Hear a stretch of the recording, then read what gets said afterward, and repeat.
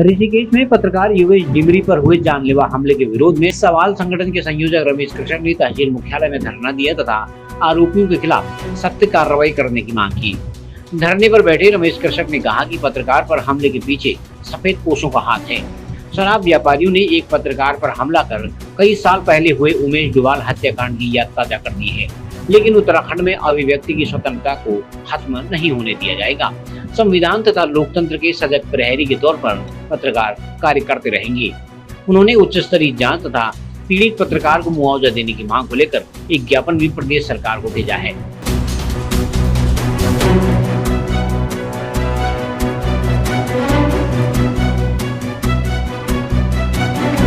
अभी जो बड़ी खबर पूरे पहाड़ में चल रही है वो यही चल रही है कि एक पत्रकार को शराब सिंडिकेट जो है, शराब माफिया जो है, उसके गुंडों ने मारा।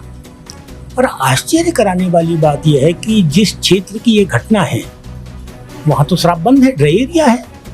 ऋषिकेश, हरिद्वार आपके धार्मिक क्षेत्र हैं और यहाँ शराब की दुकानें प्रतिबंधित हैं। और ऐसे क्षेत्रों में अगर शराब लॉबी सक्रिय है, वहाँ शराब बिक रही है, नशा बिक रहा है, स्मैक बिक रही है, बहुत प्रकार के नशे बिक रहे हैं, और ऐसे अवैध धंधों के खिलाफ अगर कोई पत्रकार लगातार समीक्षा कर रहा है, लगातार उस पर लिख रहा है, बोल रहा है, तो उसको अगर सार्वजनिक रूप से पीटा जाता है, मारा जाता है, तो एक पत्रकारिता की जो आवाज़ है उसको बंद करने की आवाज़ है। और अगर पत्रकार की आवाज़ बंद की जाएगी तो उससे संविधान को बहुत ज़्यादा खतरा होगा। वैसे भी आज की तारीख में पत्रकारों पर गोदी होने का चस्पा लगा हुआ है। ऐसी स्थिति में आप जैसे दो चार पत्रकार अगर खुलेआम खुलकर जनता के पक्ष में माफियाओं के खिलाफ खड़े हैं, तो ऐसे खड़े पत्रकार अगर पिटते हैं तो हम सबका धर्म बनता है, राजनीतिक धर्म बनता है, सामाजिक धर्म बनता है कि हम उन पत्रकारों के पक्ष में पूरे पहाड़ में धरना दें, प्रदर्शन दें और उस माफिया के लिए चुनौती बन जाए जो माफिया पत्रकार को पिटवाता है। अभी जो घटना आप देख रहे हैं, जो ऋषिकेश में जो घटना घटी है, उसका एक को 2 कौड़ी का हिस्ट्री शीटर, जिसको क्या है वो गुंडा है, कोई गुंडा है, गंजा कहते हैं, क्या वो 2 कौड़ी के हिस्ट्री शीटर की हिम्मत है कि एक पत्रकार का हाथ उठा दे जब तक उसके पीछे कोई ताकत ना हो? और आप पुलिस ने क्या किया? जिस पुलिस की हिस्ट्री शीटरों को लेकर पतलून गीली हो जाती है, उस पुलिस ने किया क्या? उस पुलिस ने उसी हिस्ट्री शीटर को पकड़ा।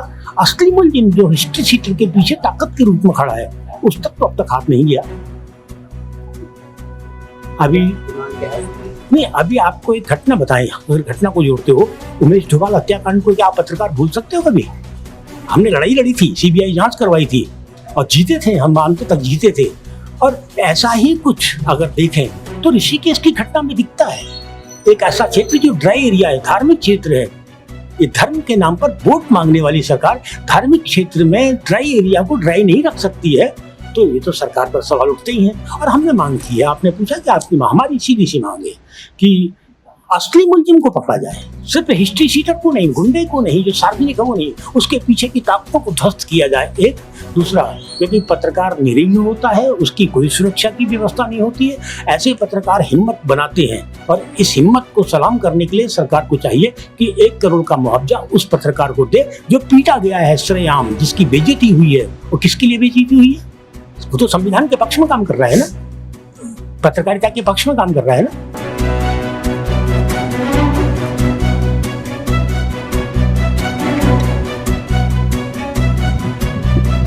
CCN न्यूज के लिए ब्यूरो रिपोर्ट बागेश्वर।